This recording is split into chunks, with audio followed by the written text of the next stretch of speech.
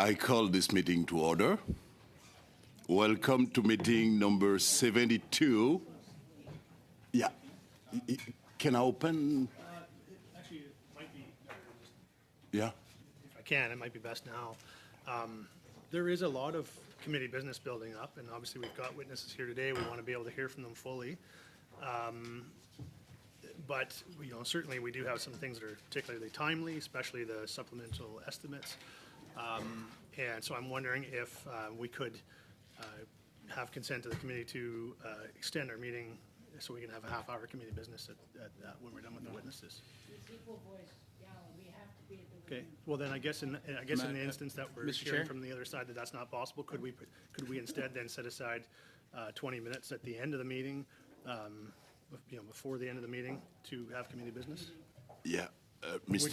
just, we're running up against a deadline. Yeah, Mr. May on that? Thank you, Mr. Chair, and I'll be brief because I want to get to the witnesses. What I would propose is a subcommittee meeting because there's actually quite a few different motions on the table, and it probably would be worthwhile to have a subcommittee meeting deal with all of them at the same time. Thank you. Yeah.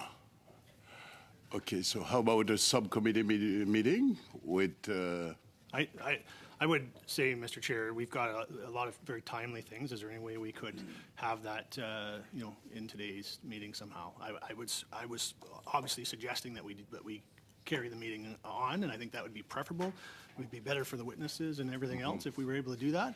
But sounds like we're not getting consent from the committee to do that.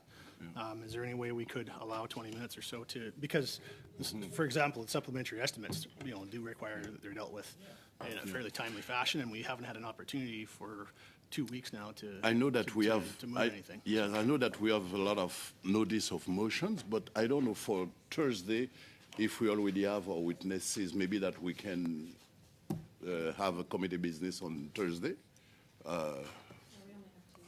That would be, with only 2 witnesses, I guess we could, today would have been preferable, obviously, if we could have extended the meeting, but it sounds like we won't be able to do that. So if you could allow an hour for witnesses and an hour for committee business, Thursday? that would be even better. Yep. What do you think? To be Yes. clear, I'm suggesting a subcommittee business meeting, and this would be appropriate, I think, given the number of motions that are on the floor. Okay, I understand. I hear you, Mr. May, but quickly, you know that the subcommittee, if we have a subcommittee, we're going to have to come back and to approve the report of the subcommittee. So it's going to, so that's why I think maybe that we can. We have 2 witnesses on Thursday? 2, so I think that we can maybe have an hour of committee business on Thursday and an hour with the 2 witnesses. Is that Mrs. Blaney? Thank Miss you. Blaney. Thank you. I just want to know who the witnesses are on Thursday before we make that decision. Yeah, please. Sure, it was distributed, but Yeah, yeah. So on Thursday, we have Nina, Charlene Usherwood confirmed, as well as Vivian Stewart as individuals. I think I would be more interested in having an extension of the meeting on Thursday. At least then we have notice. Right now, the problem is, of course, Equal Voice is having their event, and many of us are attending it. So if there's a way, Chair, if you could look into it, having an extra 20 minutes at the end of committee to deal with some of the more important ones and still have the 2-hour committee with the witnesses. Those are important witnesses to me on Thursday. On Thursday, yeah. Mr. May? Again, I hope this will be my last intervention, but again, given the number of motions we have potentially on the table that people are going to want to talk about, carving out 20 minutes with respect, and I agree with you, we want to give the witnesses their appropriate time, but I think a subcommittee meeting would be appropriate. Yeah, Mr. Richard. Perhaps I've got an alternative suggestion, because you are correct, Chair.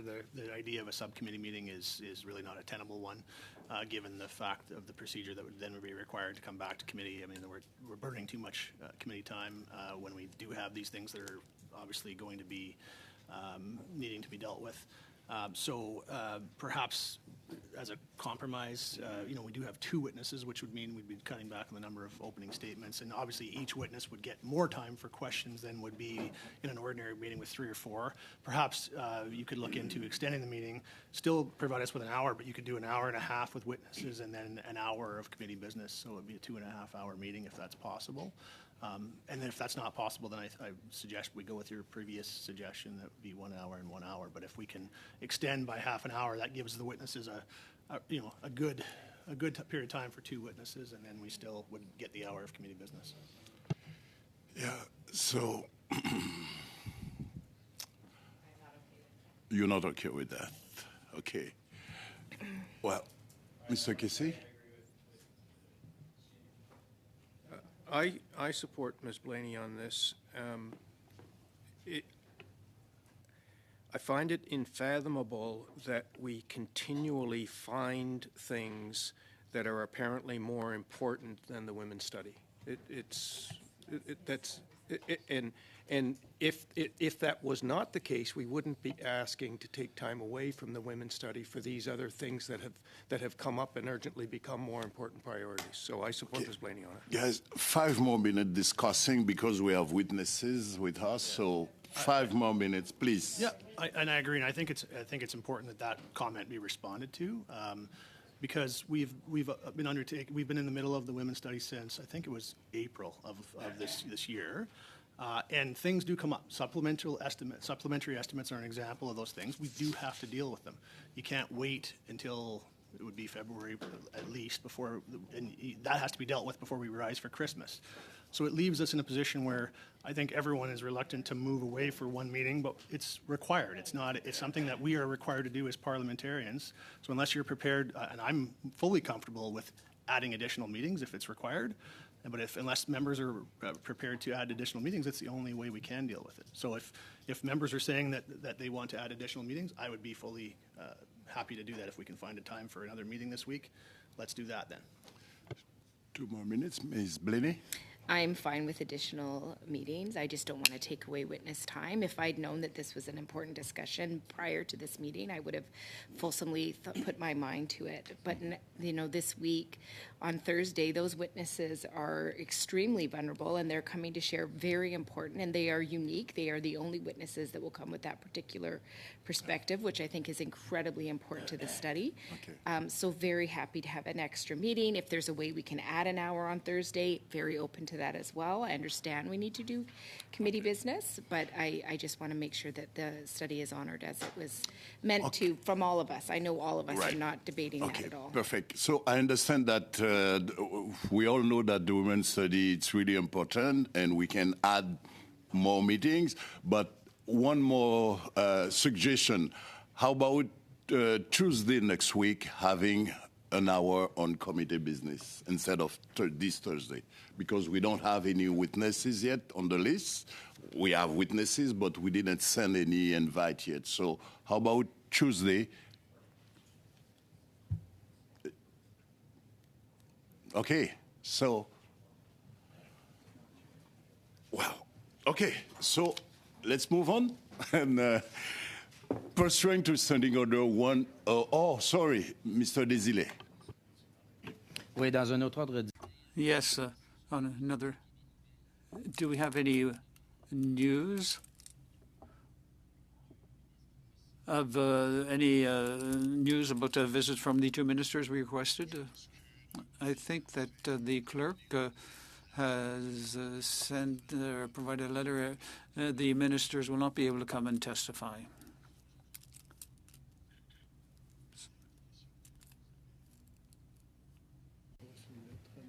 No. I've received something from veterans saying that. No. Go ahead. Vas-y. Pour l'instant, les 2... The ministers have refused our invitation. Yeah. Wait. Thank you, Chair. Mrs. Wagenthal? Yes, just in response to my colleague Rachel's comments about the 2 witnesses next week. I've had witnesses not come because of the there being 3 or 4 witnesses in an hour and having very little time to even try and express themselves and feeling they just couldn't. And now we have a scenario where, as in another week, an individual came whose testimony was incredibly valuable, but we had no idea what we were facing. And I would appreciate it if this is a circumstance where each one of those witnesses needs a full hour, that we be more prepared, please, on the basis of who your witnesses are. Okay, thank you. Thank you very much. So let's go back to our business. So pursuant to Standing Order 1082 and the motion adopted on Monday, October 3rd, 2022, the committee is resuming its study on the experience of women's veterans. La réunion d'aujourd'hui se déroule sous forme. Today's meeting is being held in a hybrid format, and the sound tests have been made. And as you know, this room has a high-quality audio system, but I would ask all members and all others to be careful not to hold their earpiece near the microphone to avoid any interference for the interpreters who do excellent work. And given that this study, we have also a warning before welcoming our witnesses. I would like to provide this trigger warning. We may be discussing experiences related to general health and mental health. And this would be a sensitive for those watching and for staff. If you feel that you need help or you are uncomfortable, please inform the clerk. I would like to provide this trigger warning. We may be discussing experiences related to general health and mental health. This may be triggering to viewers, members, or staff with similar experiences. If you feel distressed or need help, please advise the clerk. So, for the 2 hours, let's welcome our 3 witnesses.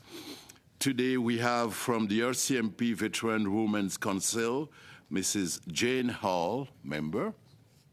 From Veteran Farm Project Society, Mrs. Jessica Miller, CD, founder and director. And from Veterans Transition Network by video conference, nous avons Marion Turmine, Operation. We have Marion Turmine, Operation Manager, Quebec. We'll have each 5 minutes for your openings remark, and after an hour, we will take a 5-minute break. So, Mrs. Jane Hall, I'd like to start with you. You have 5 minutes for your opening statement, and we already have a copy. Please start. Thank you, Mr. Chair.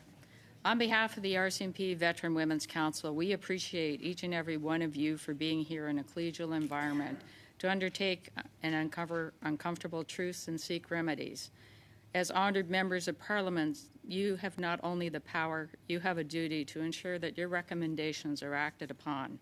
My name is Jane Hall. I am an RCMP veteran, mother, wife, author, past president of Police Futurists International, past chair of Women in Leadership Team, past member of Rear Admiral Bennett's Advisory Board. I am currently a member of REN and the Ombuds Advisory Board and co-chair of the RCMP Veteran Women's Council. I also lecture at the Law Enforcement Management Institute of Texas.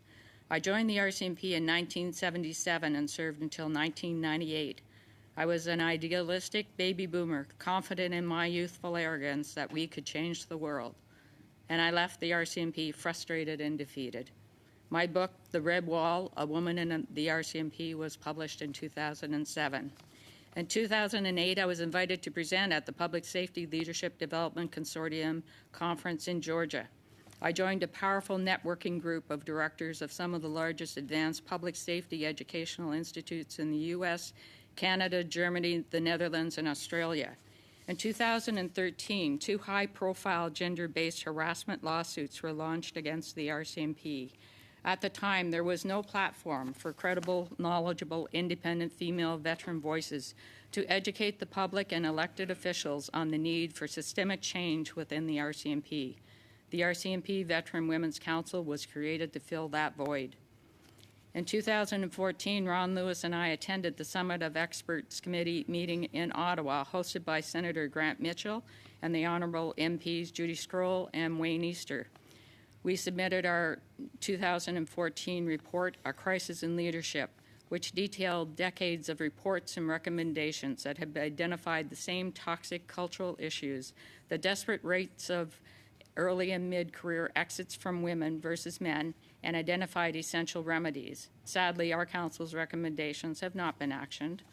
The RCMP Veteran Women Council's report contained data on the attrition rates of female members from 2008 to 2013, broken down by years of service and ranked, and compared them to their male peers. It was an uncomfortable truth that I had encountered earlier. In 1984, I included British Columbia Division attrition rates in a report to Ottawa, which flagged female attrition rates at 3 to 4 times the rate of male members. Women for decades have been injured physically by poorly designed uniforms and equipment, and by being exposed to toxic work environments, which often lead to premature departures from the RCMP. Some only serve a few years. These women rightly felt silenced and discarded. Many were broken psychologically, and many continue to suffer from physical injuries which occurred during the course of their service.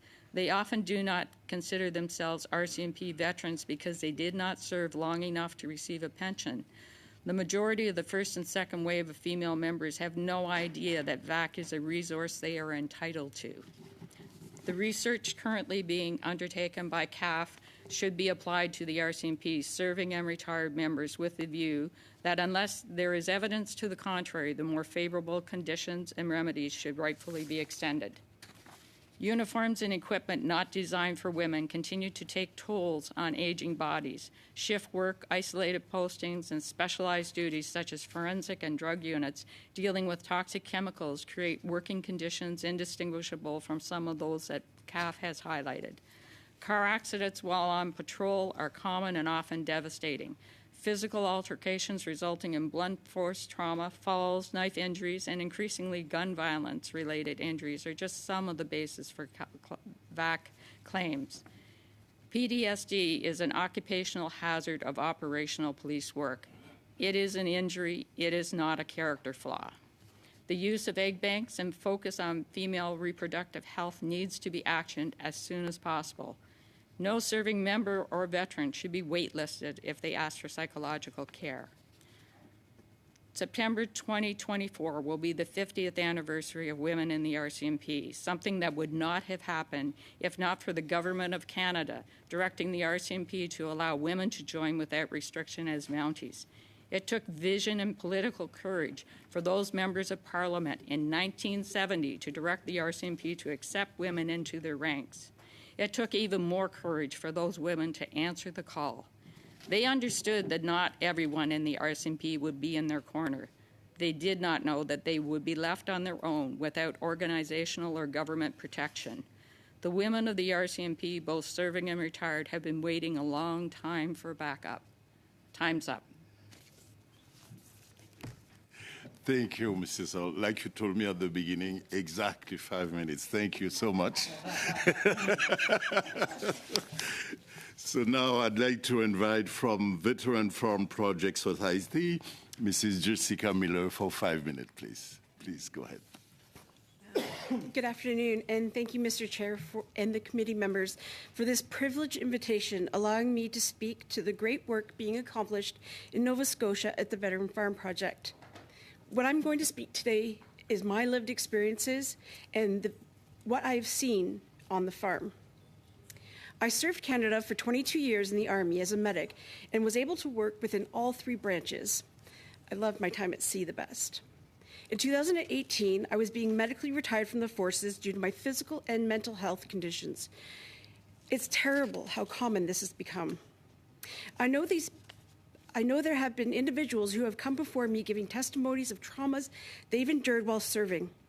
These reports should not be our new normal. CAF must acknowledge the traumas done to all women and stop ignoring the truth. The truth is, military sexual trauma is woven into the fabric of what makes the Canadian Forces today. Senior leadership has failed us, period. This sick, pervasive culture and ignorance of reality has given military sexual trauma decades to fester and become a cancer throughout the ranks. D&D and Veterans Affairs to this day have yet to define what military sexual trauma is. The Ombudsman's report issued November 2020 and updated in May 2023 still reports that there is no clear definition of MST.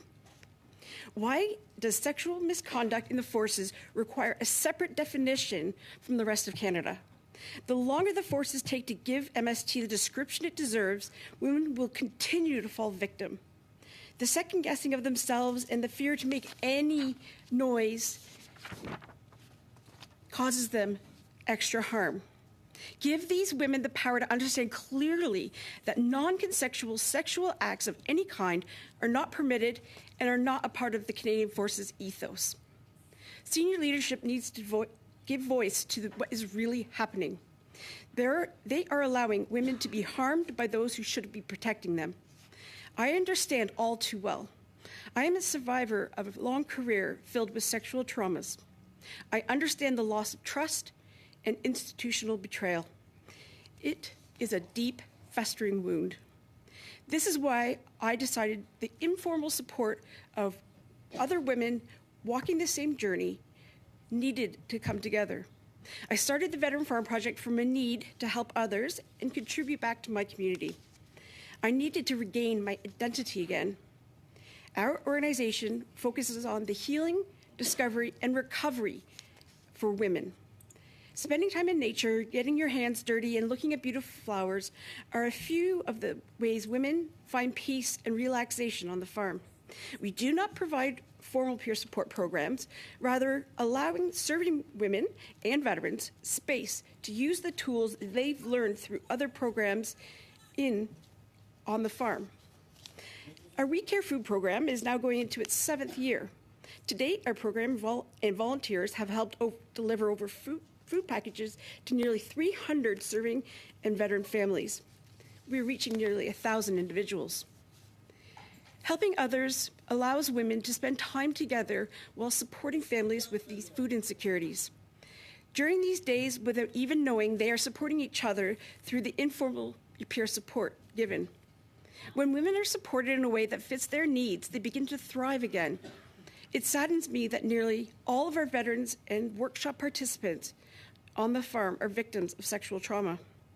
This is why the Veteran Farm Project Society is seeing such positive outcomes.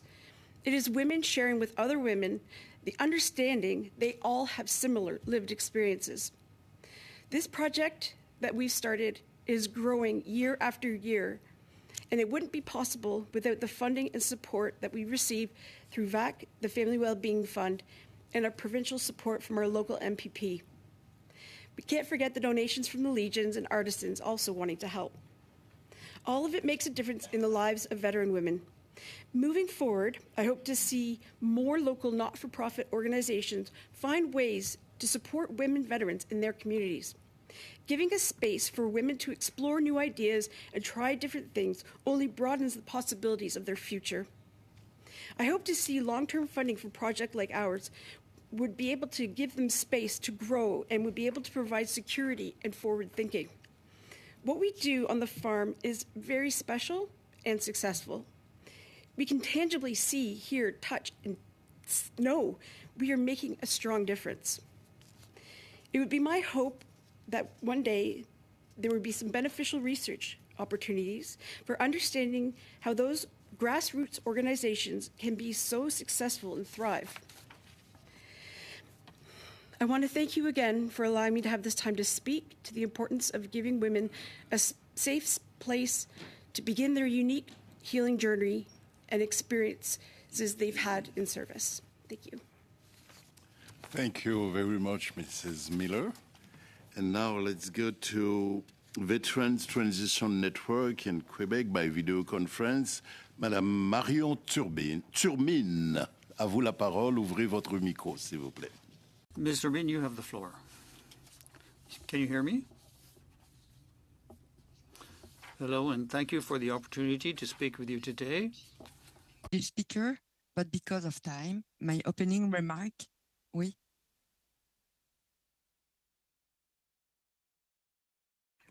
Go ahead, allez-y, continuez. Go ahead, continue. We can hear you fine.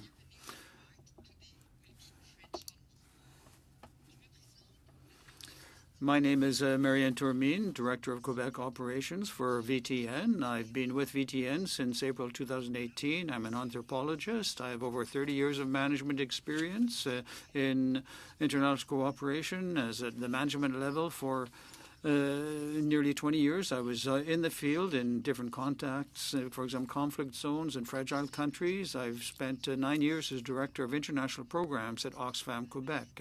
Before coming to VTN, this greatly helped me for helping women in the field, and my personal experience helped me understand the challenges of gender equality issues for women in uniform and the challenges posed by the transition. I began in May 2019. After 15 years, I worked on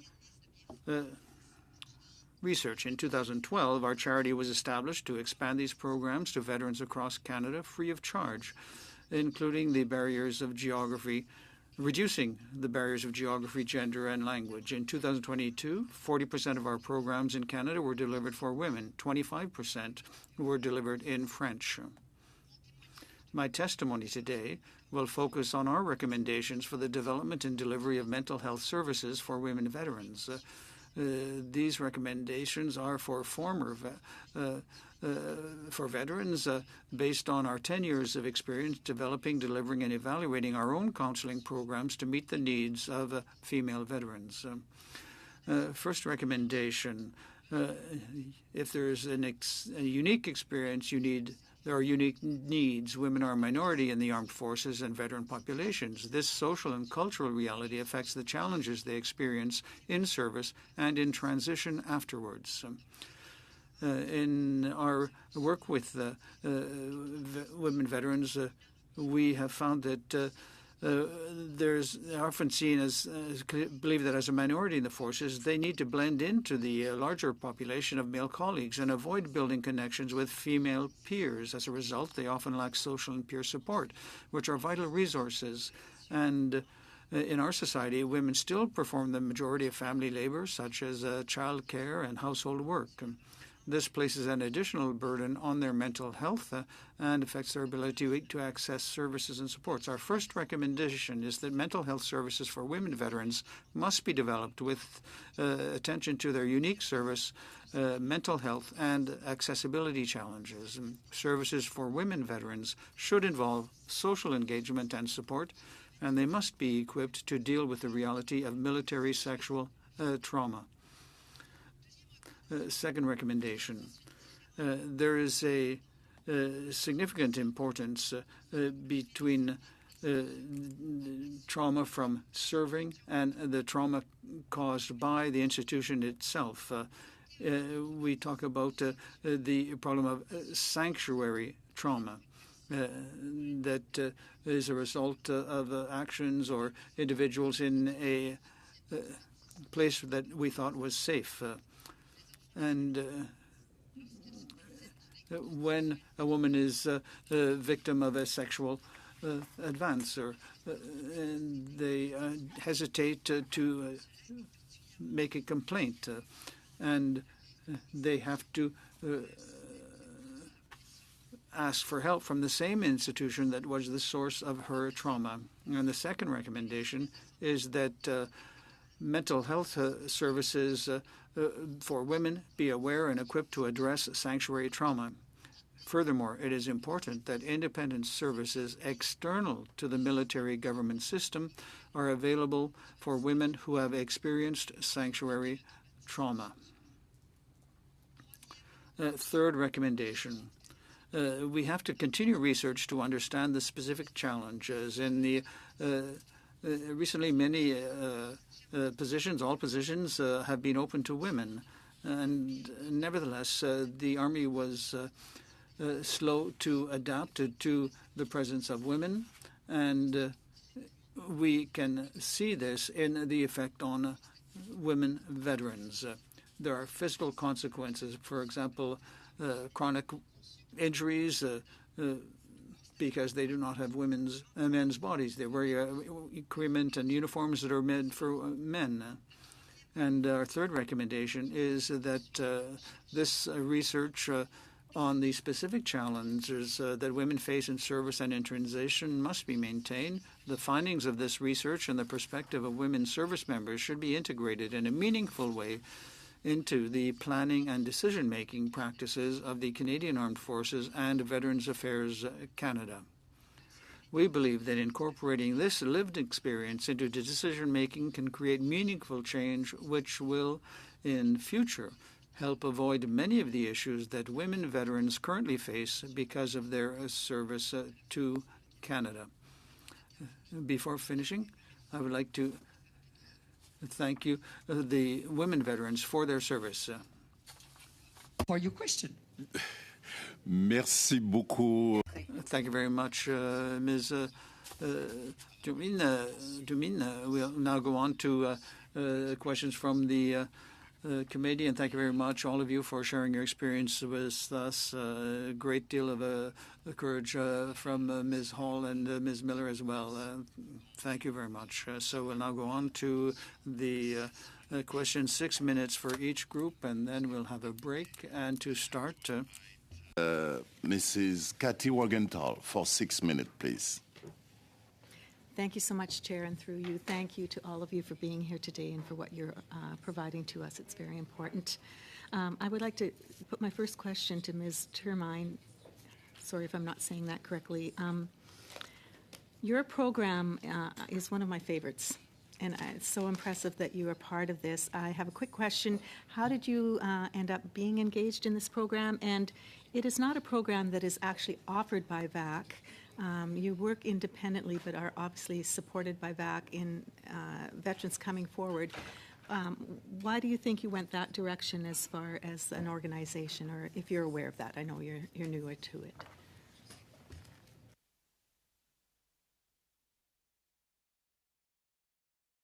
Je vais répondre au mieux. I'm going to respond to your question in French. You know, the Transition Network is led by a colleague from British Columbia and was discussing with a veteran who had problems because of service in Korea, and then she heard the story of what happened during the Korean War, and from there, when her uncle came back and spoke with her, she was told that she should extend that same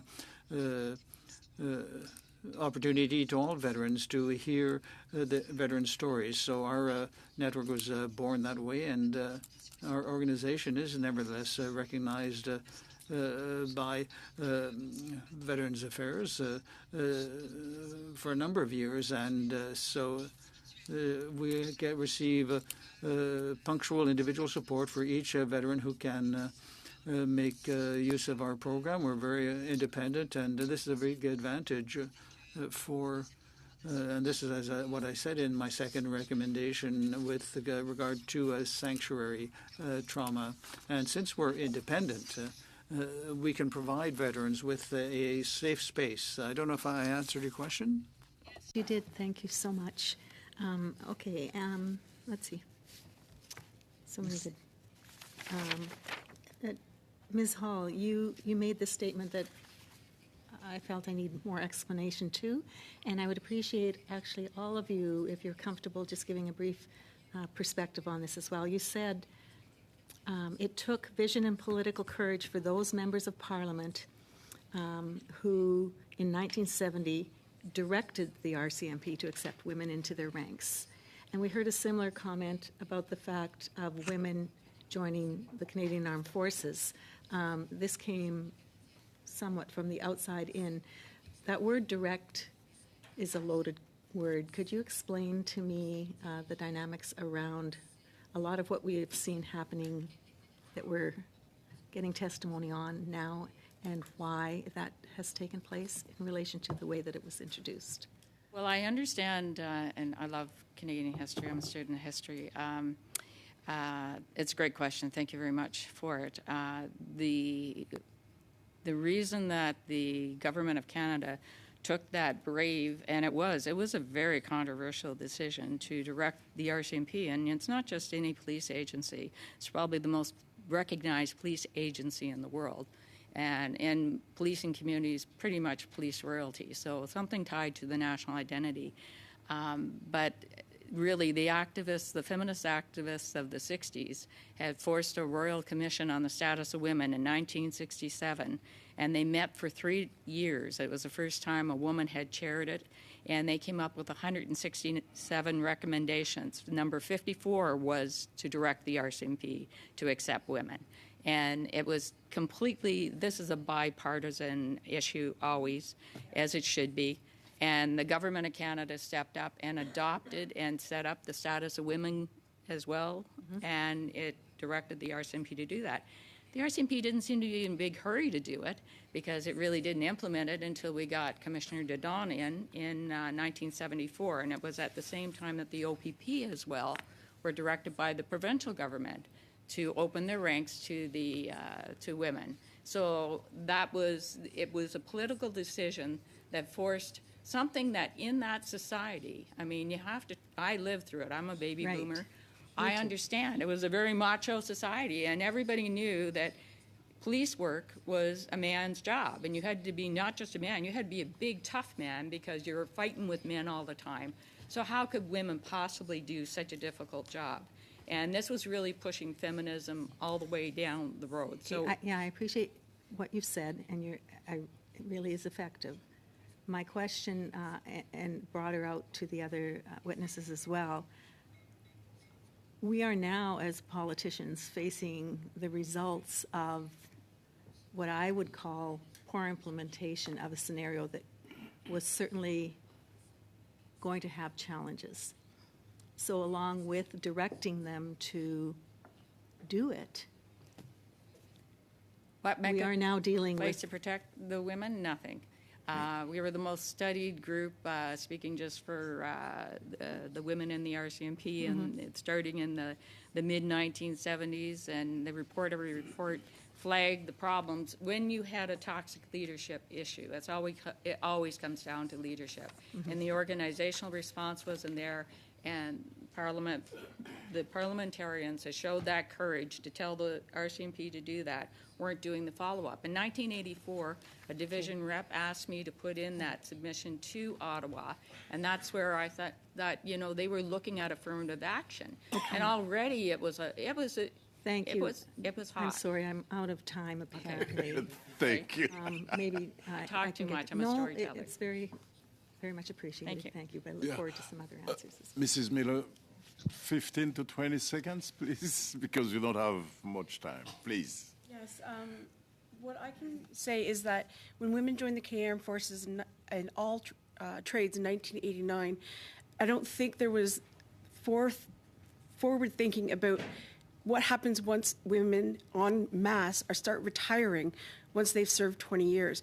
We are currently in a 10 to 15 year period where we've now been seeing this large cohort of women entering into their time as veterans, and no one has thought about doing something proactively, and now we're just reactively trying to fix this problem. Thank you. Thank you very much. And now I'd like to invite MP Wilson Miao, for 6 minutes, please. Thank you, Mr. Chair, and thank you to all the witnesses for being here, and of course our guests to our committee today as well. First, through the chair, I'd like to direct my question to Ms. Hall. Thank you for all your years of service and ongoing work to improve veteran experience.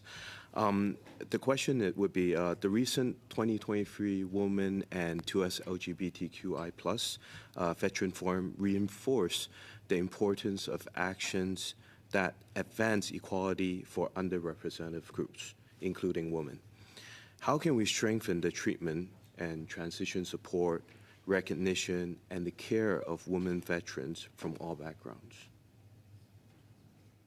On Thursday, my colleague Vivian Stewart will be, she attended that conference as well too, and she can probably answer that more fulsome. But as for the transition, women make up 51% of the population, and if it is good for women, it's going to be good for men too. And that's what we found when women go into areas like policing. All of the adaptations and transformations that the force experienced made it better for every man and for any minority group as well too, because fair is fair. So women are like the canary in the coal mine. So what can we do? I have 3 specific goals for veteran women that I would like to see. Absolutely. Well, we will start with, the elephant in the room. We would first would like to have from Veterans Affairs a clear written statement that all clawbacks on Merlo-Davison awards have been reversed and that no further will be instituted. So number 1. Number 2, proactive. So many women were sent out into detachments where they didn't have a chance, and they may have spent only a year or 2 they're broken.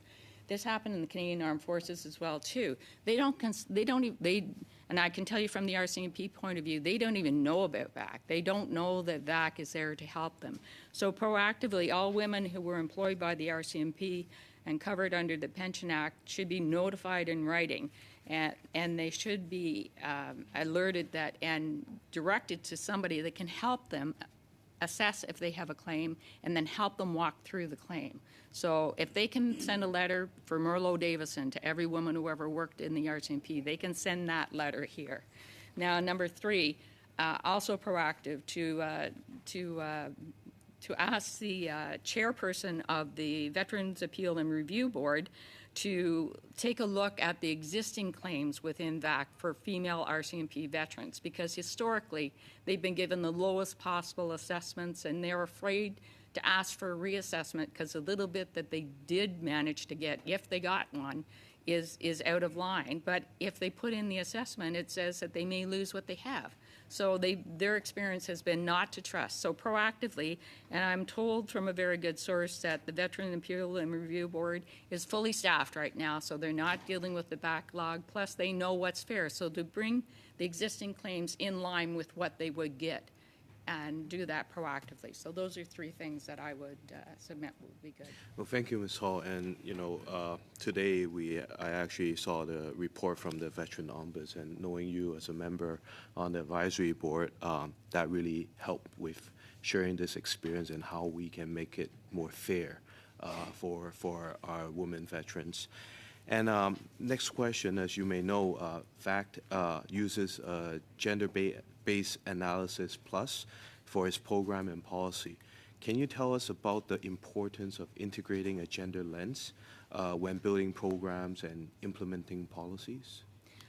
It's something that I know is a great benefit, and I've asked them to take a look historically if they could. I don't really have a full working knowledge of exactly how it works, so I'd love to. I think it's a great tool, but I just can't really answer that. I'm sorry. Well, can you speak a little more about your experience as a woman in the RCMP, since 1977? Yeah. And tell us about the challenge you have faced that were specific to your gender, and to your knowledge, what have changed, throughout these time and since your time in the RCMP? It's a large police force. It's a large country. There's so many different divisions. I was so fortunate. It was the luck of the draw that I ended up in BC, which is E Division, and I just happened into the detachment where the superintendent was a great leader and was very open to this idea. And my first 5 years we were in that detachment. We even had a second superintendent take over who was equally a feminist. And so in that 5 years, it was a brand new idea, having women in policing. We didn't know how to do it, but we figured we could do it, and we did it differently, but we did it well. And so I never had any thoughts. And that I heard about other female members at that time that were in situations that were hostile, and there was still hostility within that detachment. It's 120 members, but we're police officers. If you push us, we'll push you back. And if you can't push back, you're in the wrong job.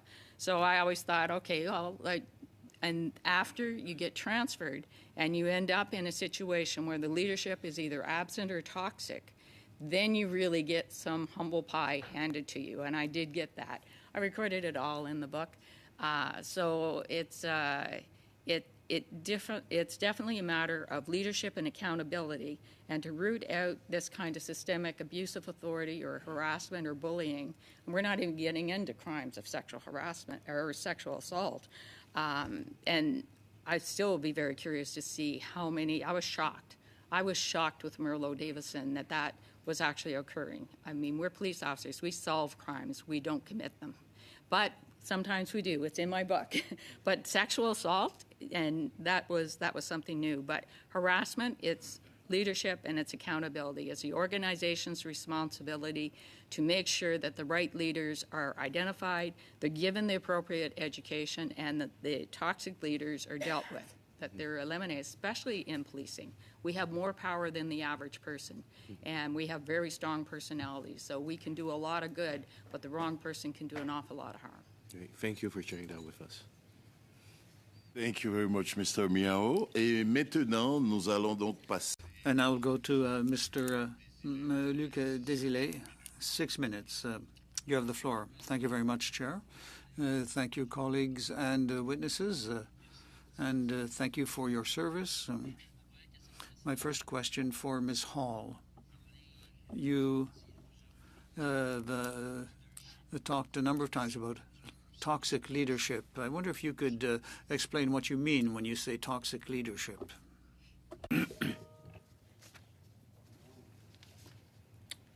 The first time that I encountered it was actually just absent leadership, and it was a section that I went into that really wasn't busy. When you're in a detachment where the call's coming in and you're in general duty, you answer the call and you either can do the work or you can't. And so that's all well and good. And this was a little bit different. It was a federal section where work was assigned.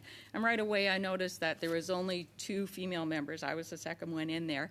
We got the worst possible files, just the worst of the worst. And anything that had any kind of flair to it that would get somebody promoted or whatever, that was going to men that were less well educated, that you knew from the reputation, and it's all about your own personal reputation. They weren't good investigators either. So, but that was going on, and then they would intentionally make a toxic work environment, like putting up pornographic calendars and just like it was just harassment. So and it was, as I said, humble pie for me to realize that day after day erodes your sense of worth. It erodes your sense of trust, and it erodes your faith in the organization, because how can they let that happen? And a lot of women that had better options, and I actually had better options. I was just too stubborn. I could have went off teaching. They left. And when an organization does that to its workforce, people who have other options leave, and then pretty soon that organization is that much weaker for it. So. Vous êtes têtu, vous parlez beaucoup. Hein? You said you're stubborn. You talk quite a bit about that, and you wrote a book on the red wall. What's the meaning for you of the symbolism of the red wall? French that time. No, I'll tell you. Okay. He wants to know what the significance of the red wall is. The red wall. The red wall, originally, it's such a proud, and the RCMP is an amazing organization. Do not ever think that if it wasn't for the RCMP, we may not have a Canada as one of our founding institutions. So we all realized we were part of a wall that was there to support Canadian society. And we were like bricks. We had our own imperfections, but together we could hold the wall, and we could protect society, and that's our job, is to serve and whatnot. But then later I realized that wall can actually be a barrier. It can be something that is so rigid it cannot change. And you can throw yourself against the wall, and all you're going to do is break yourself. And at the end, that's pretty much what happened to me. Votre expérience dans la GS. Your experience in the RCMP, did it change? Did the culture change? Did your experience of the RCMP change? And the RCMP has changed since Ça se peut-tu qu'il y ait un problème de son? Has it changed or has it stayed the same? It has changed. It has improved, but the culture broke, and I recorded it in the last chapter of my book. And it's been identified as a broken culture right now, which it is, and that's for members, male and female. So it's a leadership deficit. They need to have an approach where there's an accountability. There's been report after report from under, again, nonpartisan, under conservatives and liberals. Matter of trust, rebuilding the trust, conduct unbecoming, shattered dreams. It's very well known that there is a problem in the culture. And the answer is the leadership and the accountability. It's a matter of having the discipline system work with the promotion system, work with the education system for leadership. So I can't think of the last time somebody got demoted or fired. So we used to do that a long time ago. So nobody's forced to take a promotion. Nobody's forced to be in a leadership position. So you have to be accountable when you're there. And it's up to you. There has to be some sort of organizational recognition that if this is happening it's on the organization to protect the workers within that environment. And so they have to have some outside mechanisms. That's why our councils ask for an outside governance body to make sure that members have a place to go when they don't trust their own mechanisms within the force. Monsieur Desilets, Mr. Desilets, I'm sorry I've stopped the time. I'd just like to ask the clerk to show Ms. Hall how to select the interpretation channel. So, Mr. Desilets, wait for her to put on her earphone. You have 1 minute, Mr. Desilets. Thank you very much, Chair. Do you hear me now? Can you understand me? Can you hear the interpretation? So, what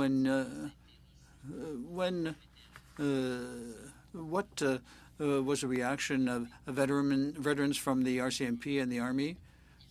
And what was the reaction of your superiors? How was it received by veterans of the RCMP? To your book. Excellent question. Excellent question. Sorry, it's so faint, and I have 2 hearing aids. One of my back things is a hearing injury that happened at Depot. When it was released was when Commissioner Zaccarelli resigned.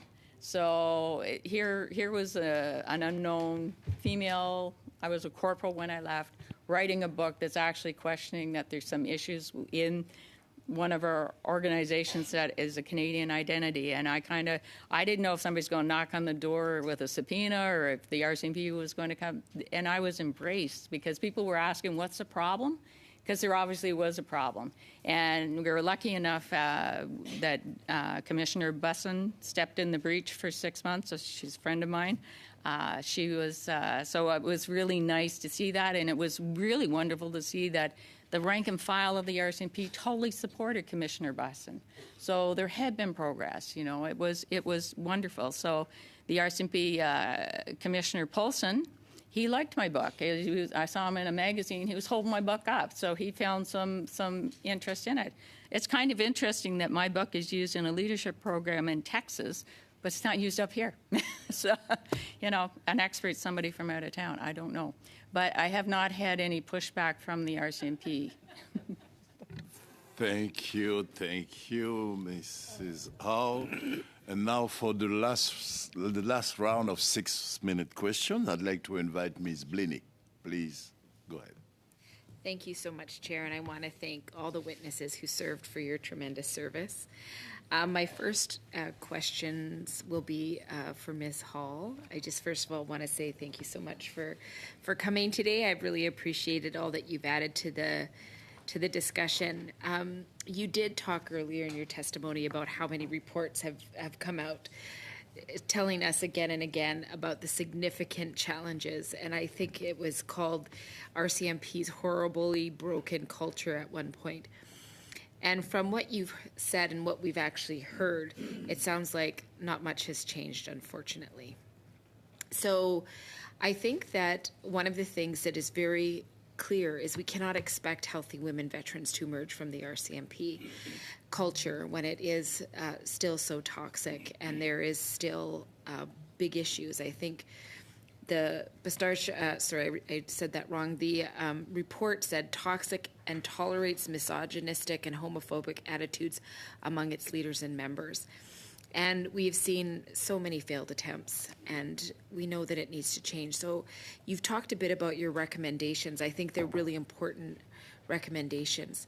But could you just talk about what needs to happen immediately to make these changes happen? I know there has been some change, but what do you think is the most important to make women feel more seen and also to connect them? You talked about connecting them, and I've heard this from RCMP women serving members or veterans who had no idea that they could get a hold of VAC, had no idea that that was even part of the process. So I'm also wondering, in the big complex question that I just asked, do you have any understanding, even from your time, of what the transition out is? We know that when people transition out of the military, there's definite issues there, but there is a process. And I don't know that there's that same process for our CMP. Thank you very much, MP Blaney. And thank you for your support on the Merlo-Davison 2 on question period. Really appreciate that. So in the transition, it's really, I think that's key, and I think what this committee is looking at are veterans in particular.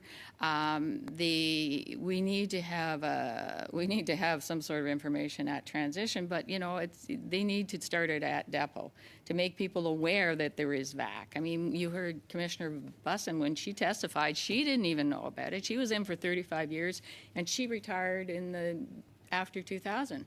So it needs to be front and center right at the beginning. I'm told from my colleague that in the civil service, they're given like the transition information 5 years into their service and 5 years before they retire. It's got to be reinforced all the way through. So for right now in the RCMP, they should start at depot, and they're going to have to do it all their in-service training for a period of time until that cohort from depot goes all the way through, so that they know what VAC is and they know how they can apply. And then more importantly, we need to have some resource so they know how to fill out the form. They know how to do that. And we don't seem to have that. And part of the police culture is we don't admit when we're hurt. I mean, it's just we're the tough ones. So that is exactly the wrong thing and wrong mindset to have filling out that form. So we need to have that. So that proactive outreach to women that have already left is really key. But for the serving members and the ones that are coming in, starting at depot, for the ones that are already in all their service training, we definitely need to have that information given out to them. And I do think it's a leadership issue, and I didn't want to leave the impression that all male Mounties are like that. I married one of those guys. We've been married for 42 years. And most members, male or female, are excellent leaders. It's just that every now and then there's one who's not. And when the organization finds it easier to bury or think they're burying that person than to identify the person, then that's a problem. So it's not like this is a huge problem with all members in the RC. It's a small group, but that small group has festered and caused a problem in a national. And from my work internationally, it's in every police force, but that's not your responsibility because it's the government of Canada that directed the RCMP, and because the RCMP is federal.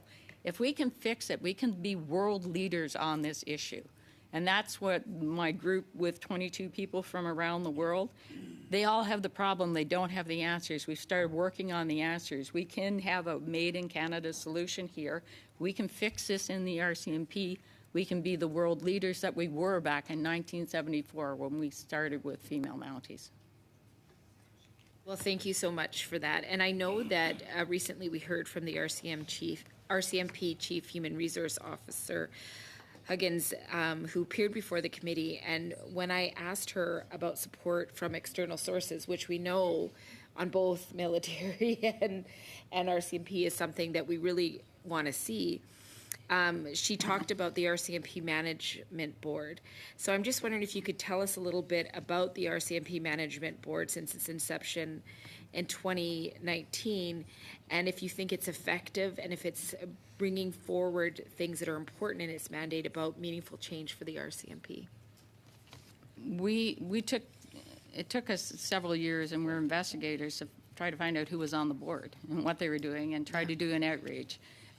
We did get one call last year, Ron Lewis and I, from the coordinator chair, lovely woman, and she advised us they're in transition and to stay tuned. But as far as I can see, the problem, in our opinion, is the structure. An advisory board is not what you need. You need a governance board. You need something that's going to report to Parliament, that's not going to be like giving advice to either the RCMP. If it could fix itself, Sheila Fraser doesn't believe that. Linda Duxbury doesn't believe that. Mr. Brown doesn't believe that. We had our best shot after the Brown report, and I watched the culture defeated. And that was in 2007. Thank you very much. So, Mrs. Hall, Mrs. Miller, and Madame Turmin, we're going to take a 5-minute break, and we're going to start right after that. So, I suspend the meeting.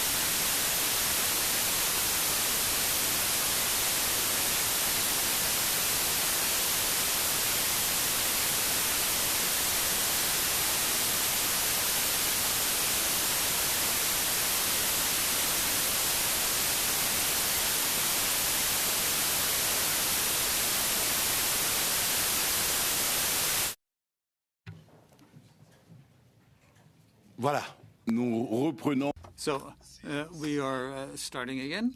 Now we are at our second round for questions.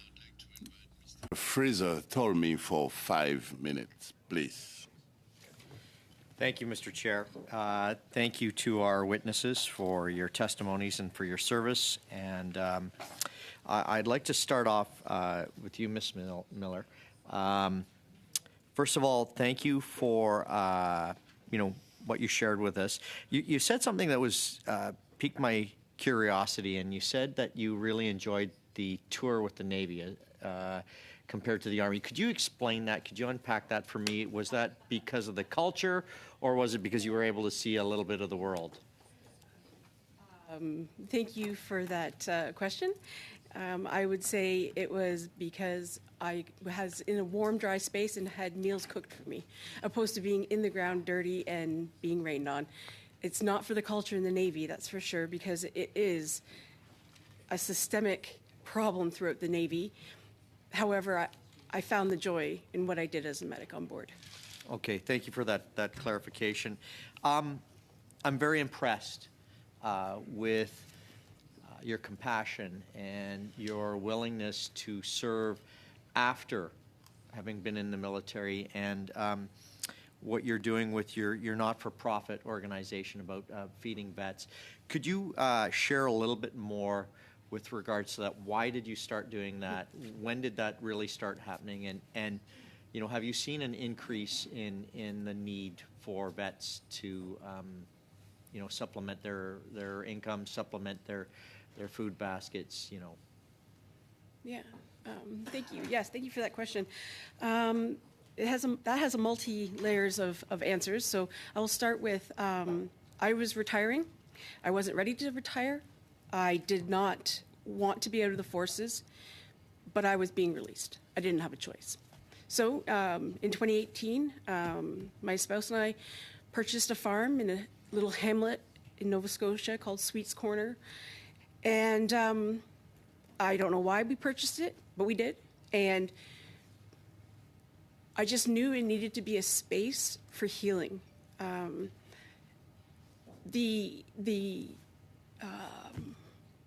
You can't describe the feeling of connecting with nature and the healing properties of just feeling the earth. I may not be an officer at the highest ranks or served in the RCMP, but I work day in and day out with the women who've been traumatized, with families who are facing crises and one problem away from becoming homeless or going hungry. The Veteran Farm Project has been incredibly successful. We have managed to find a missing part in our community of Nova Scotia, and we feel like we're filling that now. We've been going on 7 years now of this program, and we don't see ourselves stopping anytime soon. Thank you. I want you to know something. As a vet and an officer, you always relied on your sergeants. And so just want to let you know, I understand that's what your rank was. And I also noticed that you've got a few medals there. And Ms. Hall, I noticed you have a pin on your turtleneck there. Could you please explain that for me? Thank you. Yeah, I'm pretty proud of that pin. It's a generational pin. My daughter's a much better Mountie than I ever thought of being, and I hope she inherits the force much better than I had. Okay, so my understanding is that not only that you've served, but your husband served. Is that correct? That's correct. He retired as the operations officer of the Advanced Training Academy in Chilliwack. Okay, well, I won't pry too far into your relationship, but my understanding would probably be that you met while you were working together. We did. I was senior to him, and I outranked him as long as I was in the force. And he took it well, and so that shows you a lot of the men were okay with women there. Okay, so. well, that's a really nice segue into my next question because, doing a little bit of background, you talk about leadership and leadership being a style for men and women and having two different styles of leadership. So I'd like for you to explain that to me, because when you look at an organization, normally we think leadership is, this is the person that's in charge, they have their style, but you're telling me that there's a little bit of a difference between male and female style of leadership. Could you explain that? Well, there's certainly, police work is a job to do. We have to solve people problems. We have to command. We step out of a police car and take control of a situation. It's all about leadership. And women brought a different reaction, a different skill set. And too often it was started to be devalued. They say soft skills. We're better communicators. We're better empathetic. Better storytellers. Better storytellers. Talk too much, though. But what we found now in policing is all of the skills that the women brought, the better communications, the negotiating, the emotional intelligence, the buy-in, it reduces complaints against the force, it reduces lawsuits, and all the men are copying what was considered female style. So leadership is leadership. I got to stop talking. Okay, sorry. Okay, thank you. I see your paddle. Thank you very much. Thank you. I'd love to continue. I love it. Thank you for answering my question. We will have a chance to continue a little bit later. And don't forget that we have Madame Turmin. She's on video conference. She's still here. So right now, let's go to MP Caroline Bennett for 5 minutes, please.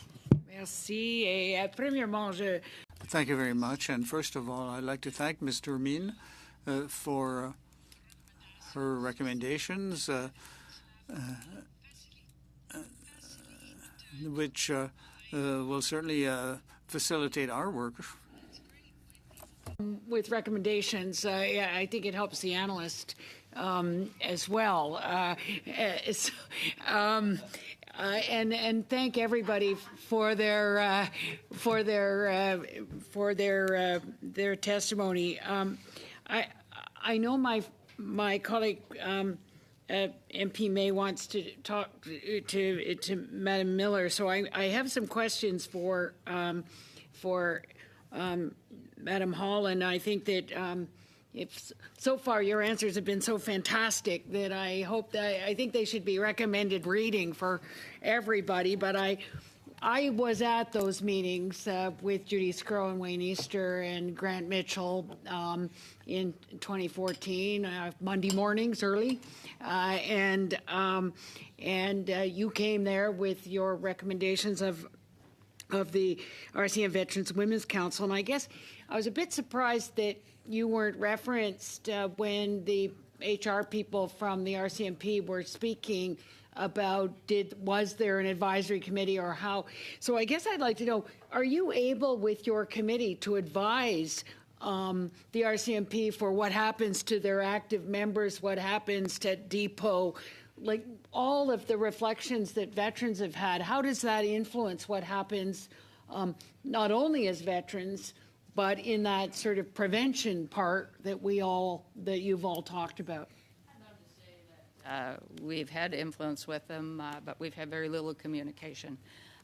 So we have an influence, sorry. We would love to, but the RCMP Veterans Association works with them, and they're working on the relationship. But we asked for statistics we had the benchmark from Deputy Commissioner Dan Dubois for that I referenced, and in your written submission we have between 2008 and 2014 the attrition and the patterns for women compared to men. We wanted, and we asked a year ago to the RCMP to provide another 5-year window, so we have that benchmark and look for progress. And I would assume I would hope there would be some progress.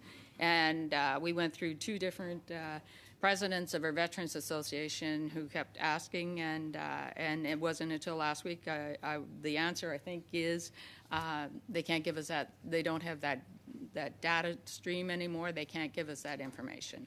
So that's not great communications. That's not respectful, not from the council's point of view. I know that the RCMP Veterans Association is an excellent association, and they have a relationship. And I got to say that they were the ones that told me in 2007 that you didn't have to have pensionable service to be a veteran, and they wanted females to join. So the RCMP Veterans Association is extremely welcoming. They have some sort of relationship, but the RCMP Veteran Women's Council has a very, it's like a black box right now. So you work as volunteers, but I think you're saying you don't really have access to the data that you would need around attrition or on how you would analyze whether people, in terms of retention, in terms of experience. Do you have the resources to also get the qualitative data from your veterans? No, that would be the preview of the RCMP. And but we are volunteers. Like we have other, like we're not getting paid. As a matter of fact, Darlene came here on her own dime from Prince Edward Island, paid her own way, and that's how important it is. And we've done that upon occasion to meet with a deputy commissioner. So we're not looking for a job, and it shouldn't be our job, but we do think that when we ask for statistics, we'd like to get them so that we can better inform and advise them. And that's really what we would like to do. But we just haven't had that open communication. We had more communication under Commissioner Polson, and sometimes it was strained, but they were listening. They were very interested in our 4 recommendations in our 2014 report, particularly exit interviews. And we had I know, I got a flag up. I gotta stop talking, but. No, it's usually. Okay. It's 1 minute, so No, it's please. usually for me. Okay. It's not the red card. Our 4 recommendations in 2014 was to direct the Commissioner of the RCMP to start an ethos change and to intertwine the executive development in the promotion system, in the discipline system. We also asked that they replace their focus on quotas, because if you just keep feeding in women and your attrition is high because there's a problem in the culture, that's not an answer. Exit interviews, and it wasn't just that women and men who ask for exit interviews don't get exit interviews, so it seems like the organization doesn't even care why you're leaving. You're always given transfers within the organization. We said if you had an independent body that could do an exit interview when someone's leaving either a detachment or a section, and you could catch the toxic work environment right in real time before you lose real people. And Commissioner Dan Dubois was very interested in that, came back a couple of times, and then went into the black hole. We don't know what happened with that. Hopefully they did something on it. The last is we feel very strongly it should be an oversight board, maybe the ombuds, and it should be a governing body. And I love NISHCA to pieces. It's great, they're ombuds, but we would like to see a governing body. Thank you, Mrs. Hall. So I have a yellow and the red one, but it's not a full stop, so just to advise you. And I'd like to tell you also that I think it's Darlene. She can claim the expenses we're going to reimburse. No problem with that. Okay, great, thanks. And now we're going to go for 2 short interventions of 2.5 minutes. Et je voudrais inviter. I would now invite Mr. Luc Desilets. 2.5 minutes, you have the floor. Thank you very much, Chair. Ms. Bennett, congratulations on your French. My question for Ms. Tourmine. Ms. Tourmine, you mentioned the equipment used by women in the Army, and we had somewhat shocking testimony from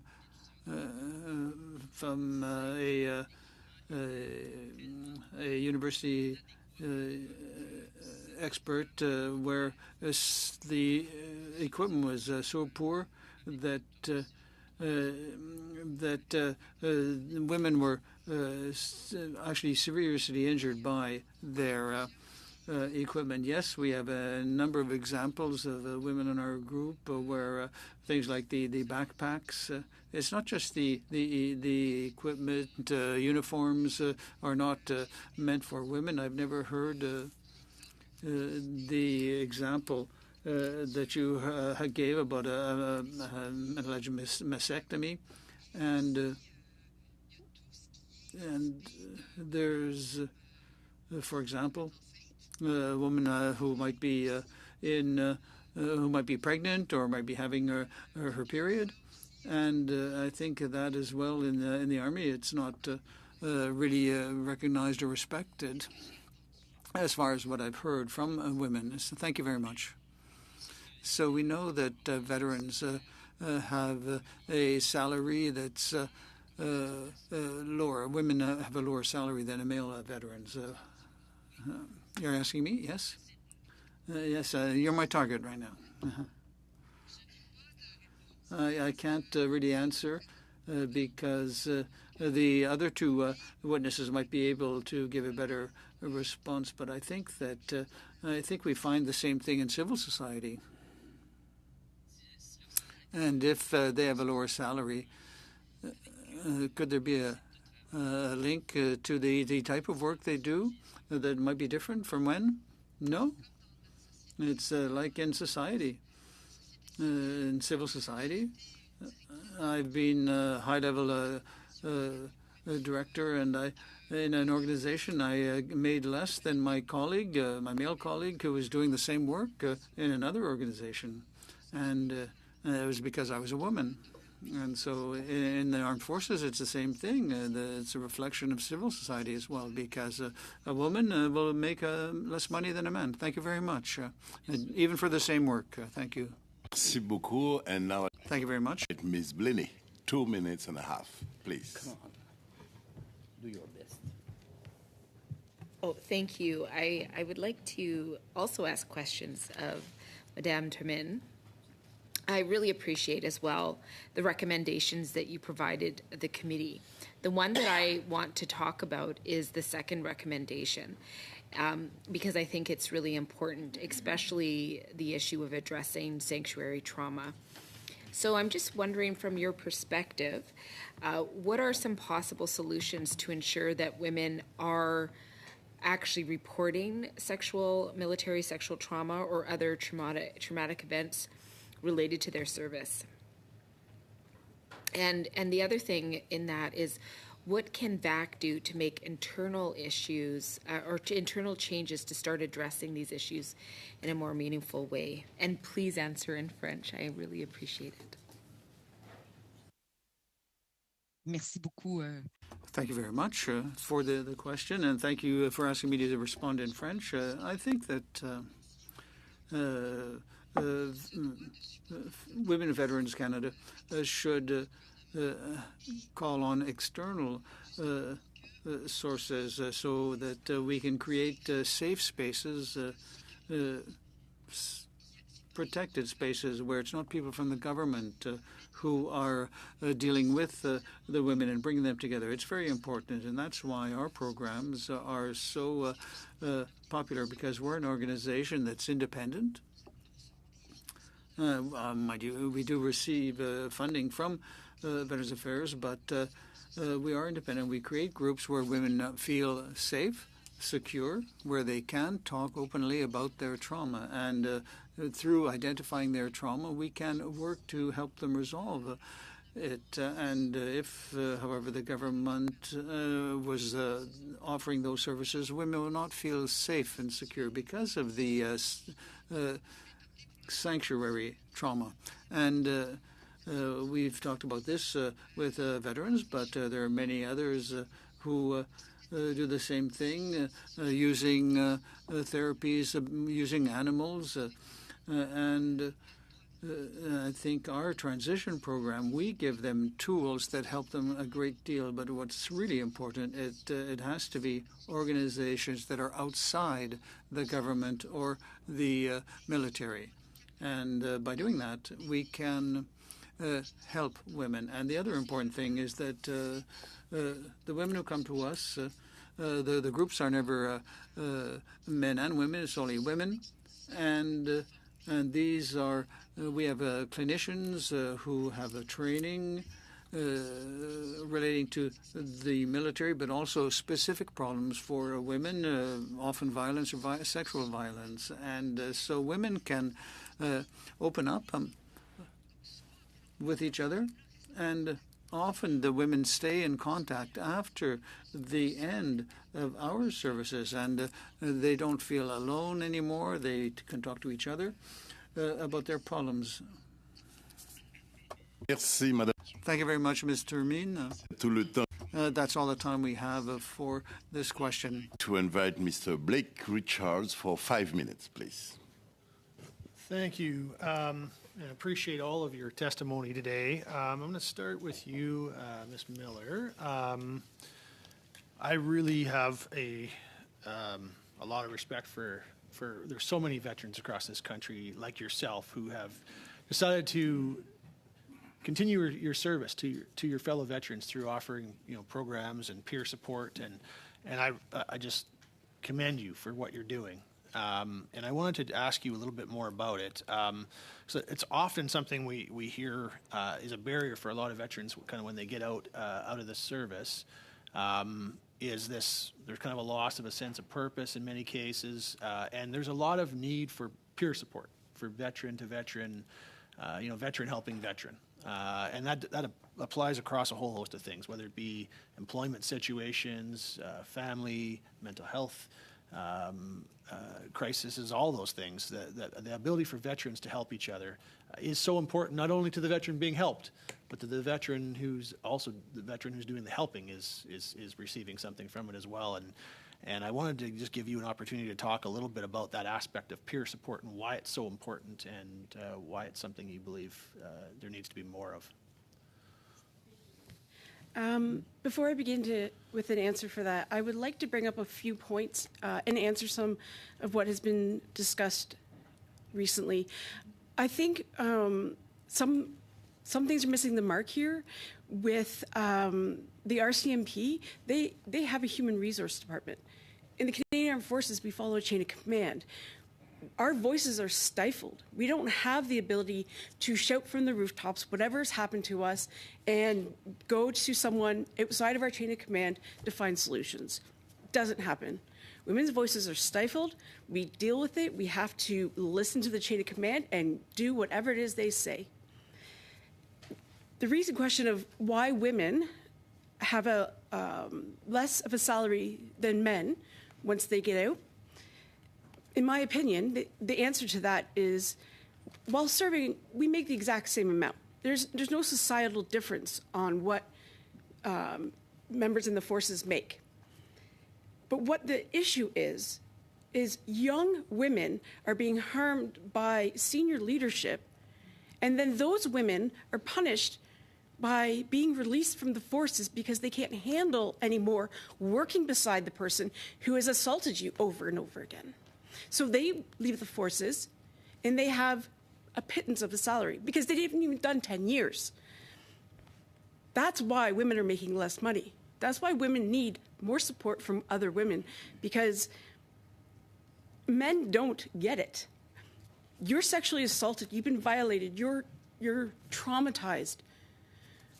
But the person who did it to you is the one who got the promotions and the courses and moves up the ranks. We lose our job.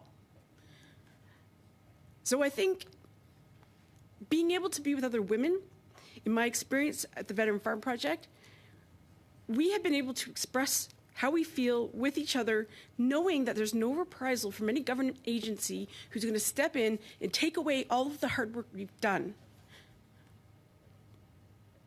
Sexual misconduct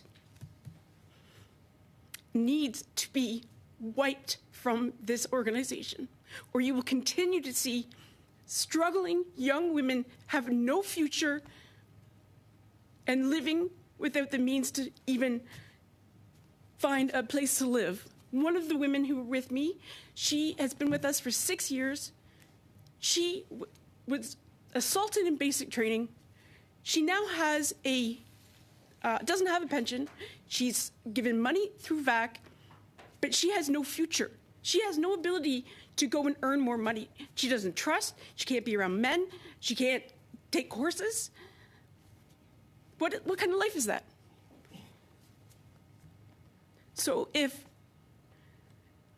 supporting veteran families with food who are feeling the food insecurity due to inflation or changes in economic status, that gives these women a purpose and a drive and something to look forward to every day. Because the organization that they gave everything to has sucked it all away. I apologize for getting emotional, but it is. Please don't apologize for It that. is pervasive. Appreciate your courage and sharing.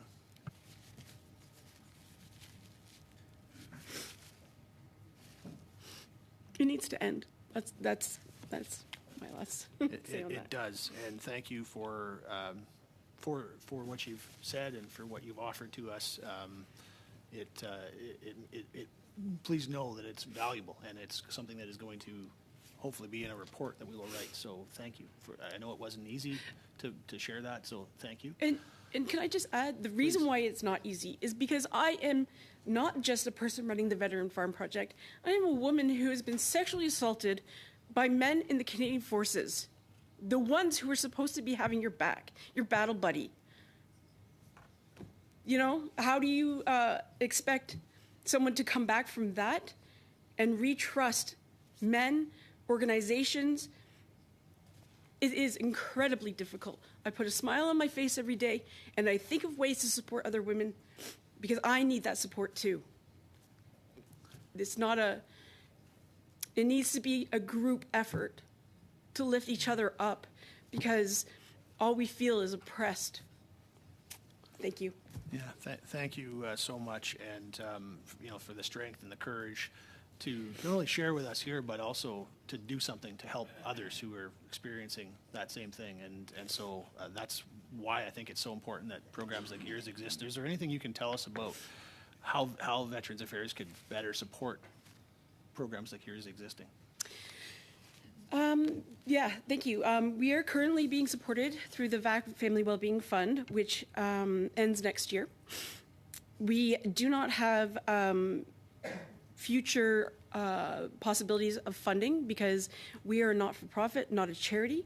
I currently have right now stacks of paper of potential grant funding that we could apply for, but we're not a charity. We need a charity to have an MOU with. That is not easy to be done. There's so little funding out there that everyone wants to keep it to themselves.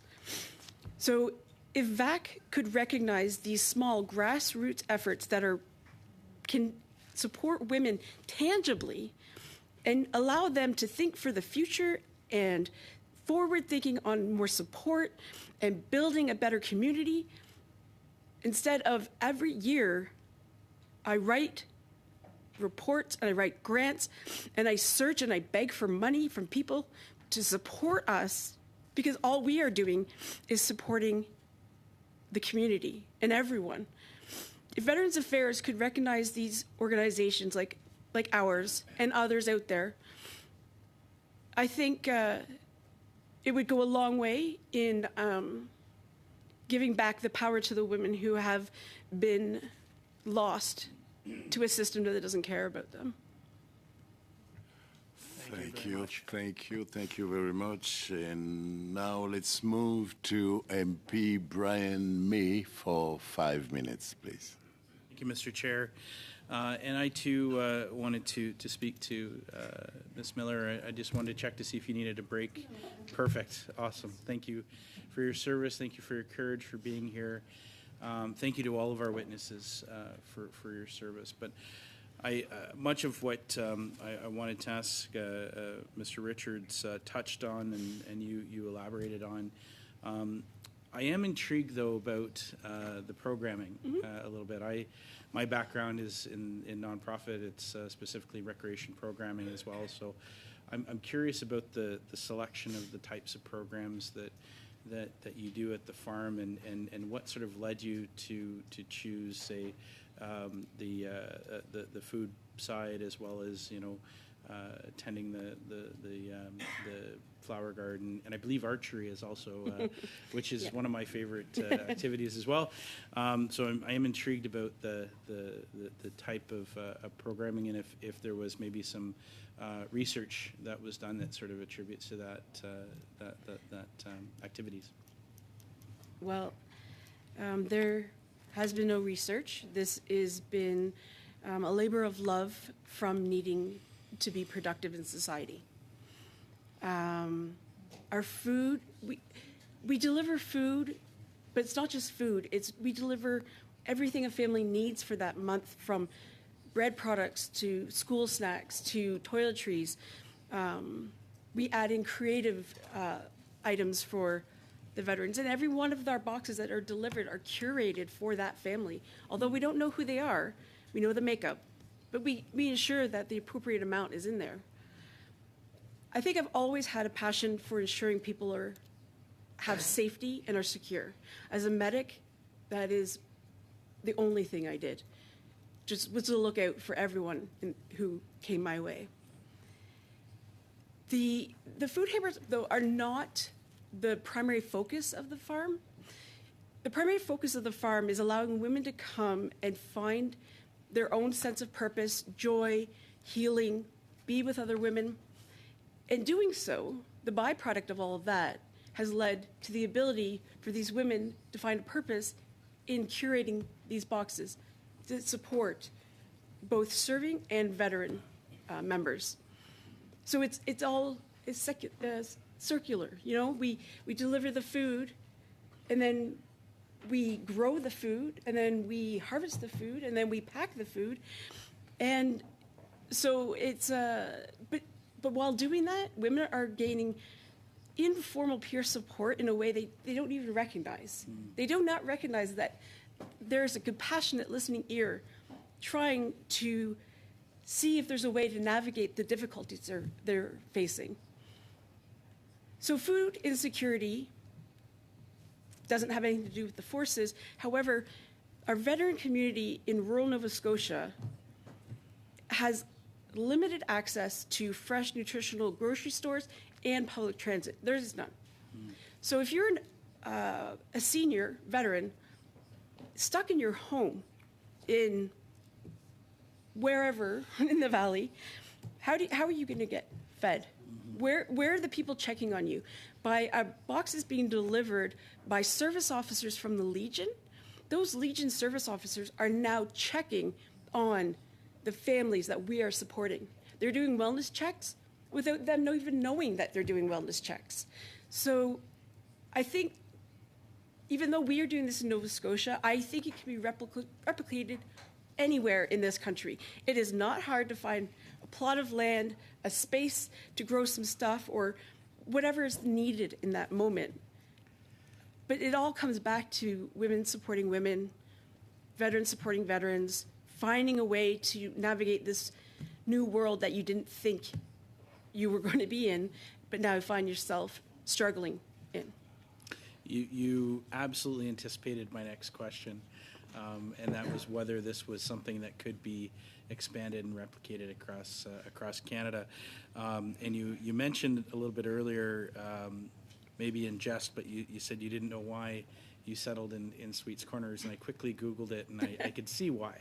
You know, how the proximity to Halifax, you're about an hour and 2 hours away. No. We're only 35 minutes 35 from minutes. Halifax. Okay, I Googled incorrectly then. We purposely chose that spot. Yeah. Unknowingly, but we chose that spot because we are frontage on the road.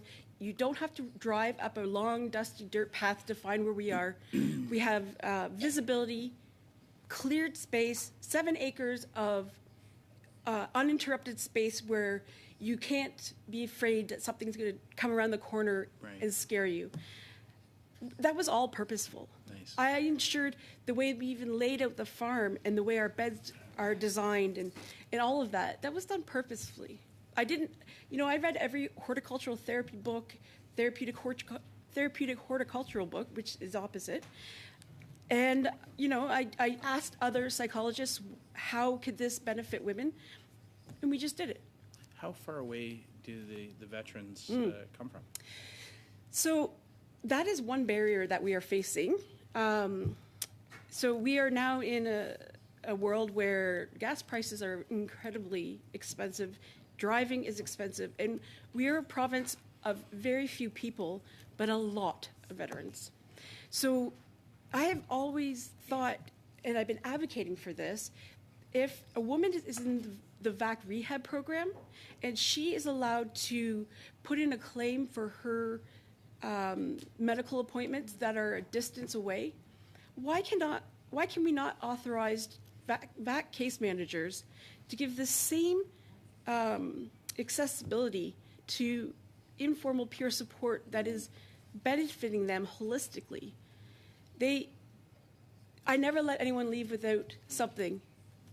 And so I think if, we could break the barrier of financial burden, we might see even more women take the drive to the farm. It's only a hope. Thank you.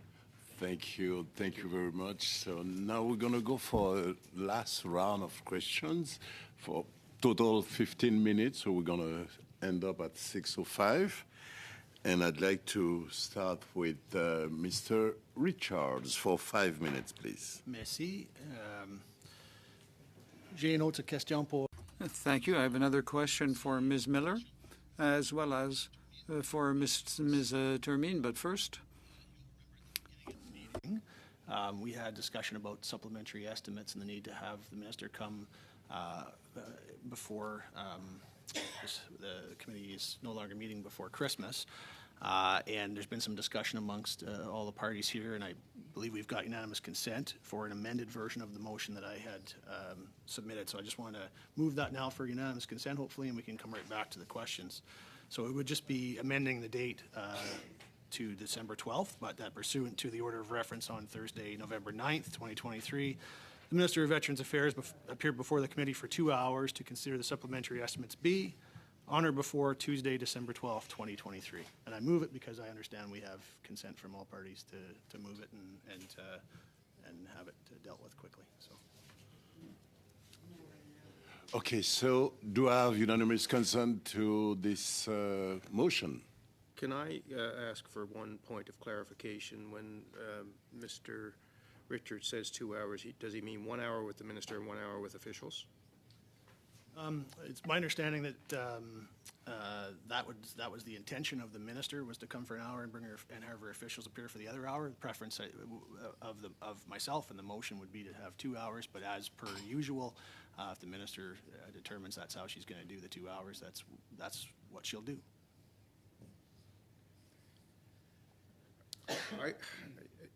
I've got a problem with that. Okay, well, just hang on a second now. If you want unanimous consent, it should be an hour and an hour. I can imagine that someone's going to jam the minister by saying you defied the committee by not coming for 2 hours. I don't want to be in that position. Well, my discussion was otherwise, but if that's the only way we're going to have unanimous consent, we do need to have the minister here. We'll accept what we have to accept. Okay. And how about you guys, Monsieur Desilets and Madame Blenay? Donc, j'ai le consentement unanime. So do I have unanimous consent? Great. Thank you very much. Thank you very much, and appreciate we were able to deal with that quickly. Thanks to all the committee members for your cooperation. Question for you, Ms. Miller. When we were in our earlier round, when we were having our exchange, you had mentioned, that inflation was causing some of the need for the use of your programs. Is that something you've noticed an increase in the last number of years? We started in 2018, I believe. So since that time, have you seen a higher demand based on inflation and other things for your services? Is that? Could you repeat the beginning of the question? I couldn't hear you. Yeah, you had mentioned earlier that inflation was driving a lot of the food insecurity that you were seeing and you were trying to address. And I'm just wondering if you have seen, as a result of inflation, if you've seen a greater demand for your services. And I guess I'd add a second part to that. Have you found it more difficult to provide your programs as a result of that inflation as well?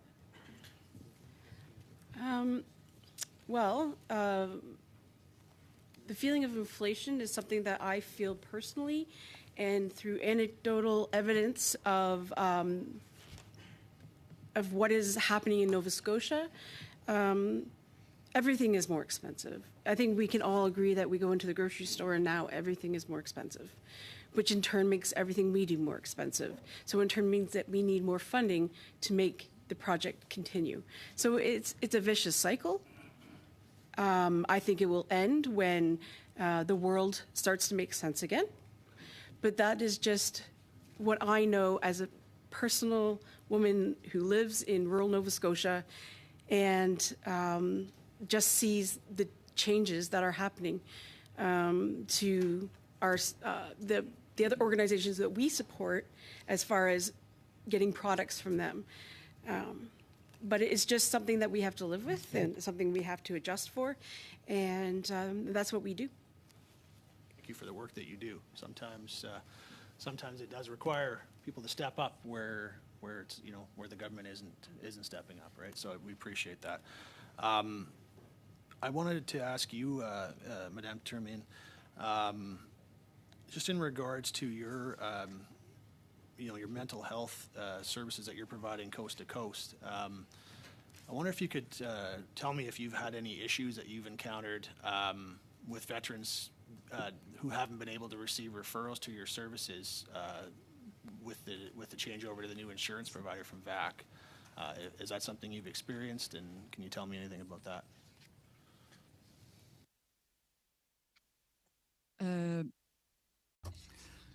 Indeed, we do have some concerns with that in that regard. Since the change of the supplier, it's difficult to get funding because we have to make a request to VAC for our program. We automatically make a request of VAC, and it's become very complicated with the new service provider, and they don't really seem to know what to ask us, and it used to be much more fluid. And with regard to your first question on inflation, we also feel the inflation in our programs because all our programs are free for all the women veterans, yet the hotels where we hold our meetings, the sites where we work, everything's become more expensive. So we have much higher costs to offer these programs free of charge to women veterans. And with VAC and the new service provider, things seem to be more complex, and things don't go through as smoothly as in the past. And we'd like to have better information or more information about what this service provider wants from us so that we can get the funding we need for our participants. Two quick follow-ups on that. Have you seen any other issues as a result of that change over to the new provider, besides what we've just discussed?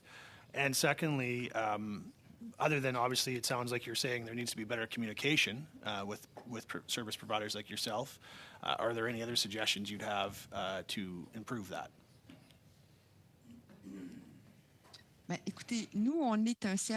Well, we are an independent service, independent of the government, recognized by VAC, and we do incredible work for veterans, and we have developed tools to manage the transition to civilian life, and it's so obvious. Even the expressions on veterans' faces change thanks to our programs. We've been offering these programs for 25 years, specifically created for women and men veterans. And we've been recognized by VAC, but suddenly it's become difficult or complicated to get funding from VAC. And I think we have to have better communication from the new service provider for all organizations like ours, and so that they and we can know what we need to provide to ensure that we continue to get funding. We have to have funding to continue to work. I mean, we do have gifts, money from veterans themselves, but we need the government's help. Thank you very much, Ms. Termine. And now we will move to Mr. Soray, 5 minutes. Thank you, Chair. Thank you to all the members and for your great testimony and sharing your experiences. My question would be, first one would be to Ms. Hall, who's served at E Division, which is in my riding. I don't know if you were at the Heather Street or at the Surrey office or both. You probably ended up overlapping both if you had a tenure there for that long. What I want to know is how have you seen, if you stayed in touch with some of your colleagues at E Division, that has the culture changed much from the time you left to now? Has there been any improvements? I mean, we've had heads of the commission now in E Division be female members as well, and I'm just wondering if there has been progress. Has it been going in the right direction? Slowly. Slowly going in the right direction. But then when the Chief Justice, who was handling the Merlo-Davison, had to make a public plea for serving female members to come forward that they should not feel reprisal if they're still working within the RCMP, that's fairly recent history. And during that time, there were a number of women, both veteran and one serving member, who contacted me directly because I'm in the public eye. And she had a very bad situation, and E Division had come up with a new strategy, and just happened her section officer is a good friend of mine from E Division from North Vancouver, and it still, in the end, she told me did not work out, and I said the only thing I can suggest is join the Merlo-Davison. So we should not still be stumbling over this. I can say as a baby boomer, I'm offended that we were prepared to make the sacrifices so our daughters would not have to face that. It's still there as an issue, so we just got to finish the job. It's solvable. We have the solutions. And on that note, you had mentioned it, there's bad apples. The majority of the officers are great, and there's these certain ones that cause a lot of the problems. And what is the best way to get rid of them? What is the systemic problem? Yeah, first of all, I push back on the idea, and it's not your idea, a bad apple. That's just one way for the organization to say it's not us, it's that one person. Okay. No, it's the organizational and it's the federal government's responsibility to make sure that people they give positions of authority to deserve them, and to have mechanisms in place to identify them, and to listen to the people that are working around them to say, this is a problem, and to fix that problem, to provide a safe work-life balance. And the organization suffers when good-hearted people leave because of a toxic work environment. So the organization weakens, and the people are weakened too. So it's like, it's not a matter of a few bad apples. It's a matter of an organization that has failed to implement a strategy to identify when a toxic workplace is happening. And it's easy enough to look at, because when somebody comes in who's in a position of authority, they can come into a really high-performing section, and all of a sudden their productivity goes way down. What happens? People get sick, people leave, and that person goes on to the next promotion. And you just look for those patterns. Organizations and the federal government, we can be world leaders on this. Like, this is an opportunity. If there isn't a solution, I would just walk away. But there is solution. It's a political will that needs to be there to move forward on this. No, thank you. It's actually a very good perspective that you said. You can see just from the productivity of a section, it's not just a single act, but the productivity and the health of that section will determine if the work environment for everyone is better off in there or not. And absolutely, and as like an exit interview, when somebody's leaving a section, to say, would you work for that person again, or would you come back to that section? That's a really easy way to say, if that person says no, you're not, that's like, and enough people are saying no, then you say, well, what's different? Okay, so it's not rocket science, it's political will, and it's organizational will to just get out of denial and start dealing with it.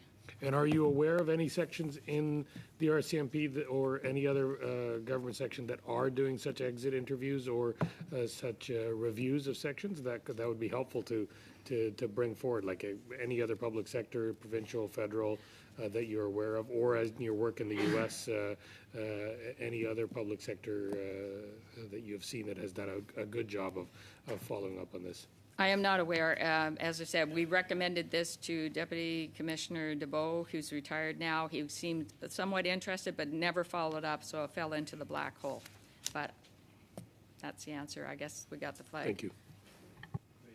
Thank you very much. And now the two last questions, a short one of 2 minutes and a half each. Et j'aimerais inviter Monsieur Luc Desilets à... I will now ask Mr. Luc Desilets, 2.5 minutes. You have the floor. Thank you very much, Chair. A question for Ms. Tourmine. You write in your on your site that a veteran could not be better served than by another veteran. Is that correct? Yes. And in our programs, we always have 2 clinicians, but also 2 veterans who are graduates of our program, and they're the ones who can make the connection between the clinical aspect and the military. And since they are graduates, they know what the program is. They know what the newcomers will feel, will be dealing with, and it's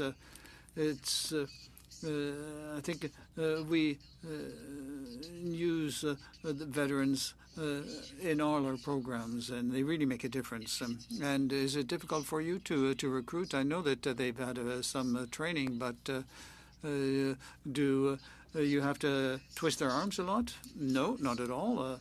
It's their choice. There is a training, but we also provide training to support them. We stay in contact with them because they also have their challenges. They're all veterans or women veterans, and they have their challenges to deal with. But after getting training, we often have women or men veterans who want to help us. It's very interesting. That we would also like to, within our governmental institutions, for example, VAC, there should be more veterans who are involved for the reasons that you've brought up. How can you explain that it's so difficult for the government to recruit or to recruit veterans to work for its programs?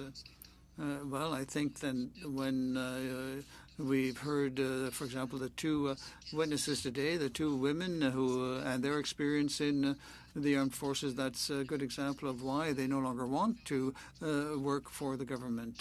At the same time, I think that we also have to demonstrate, and you around the table, I think you can help to change things. And if you show that you want things to change, I think that women veterans will come back to work because these are the women that, as the witnesses we heard today, they can make a difference and change things. And they know what they've lived. I mean, I am not a veteran myself.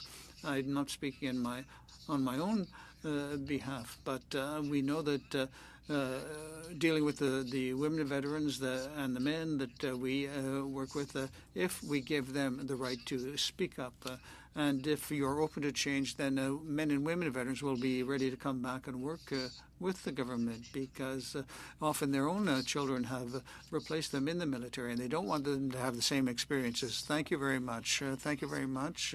To invite Ms. Bliney, 2 minutes and a half, please. Okay, well, thank you, Chair. And if I could come to you, Ms. Miller. You said in your testimony earlier that one of the problems and concerns that you have is that there is no clear definition of what a sexual assault means, what MST means.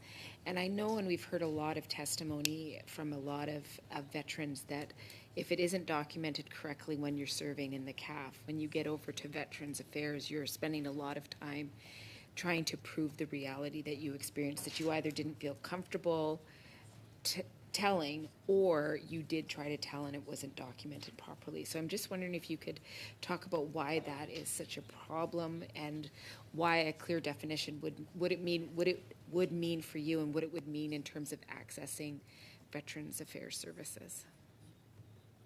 Thank you for that question.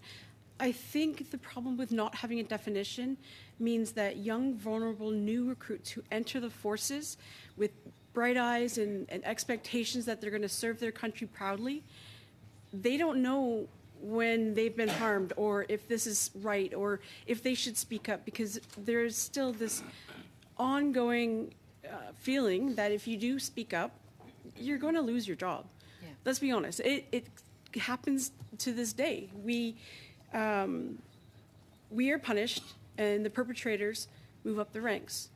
I think by giving it a definition, you would have less vulnerable women understand what is happening to them. I still don't understand why we need to give what happens in the forces any other name than sexual assault, sexual harassment.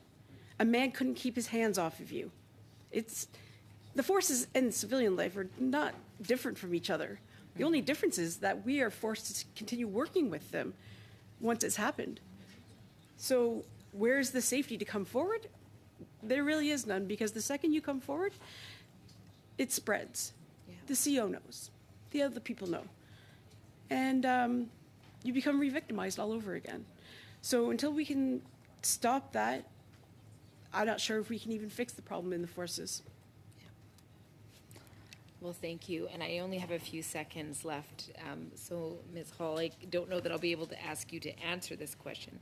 But you did talk about women's reproductive health, and that has been brought up about veterans and women in the CAF's reproductive health. So if you can't answer now because we have to go, I would really appreciate if you could give us something written about your thoughts about reproductive health for RCMP women, because I think it's incredibly important. Yeah, it really comes into play with isolated postings and young women and first out the gate. And so, yeah, I can give you something in writing. And I don't think I was clear enough on the transition question. Yes, the RCMP needs better transition. If it exists at all, it's not effective. But the impact of men's reproduction is unaffected. They can continue on regardless of their age, whereas when we're taking 23-year-old women and putting them up north in northern Saskatchewan for their most productive times, we better have an egg bank. We better have something in line so that they don't have to make a bad choice or miss out on something later on. Thank you. Thank you. And on behalf of members of the committee and myself, I'd like to thank the three of you, Mesdames, for sharing this testimony with us. And Mesdames, Messieurs, nous avions avec... Ladies and gentlemen, this afternoon we had from the Veterans Council, Ms. Jane Hall, and from Veteran Farm Project Society, Jessica Miller, CD Director and Founder, and by video conference we had Ms. Marion Turin, Director of Operations for Quebec. And a big thank you to you for participating in our study on the lived experience of female veterans, and we will therefore continue on this topic next Thursday. But I wonder if the committee members are ready to adjourn. The meeting is adjourned.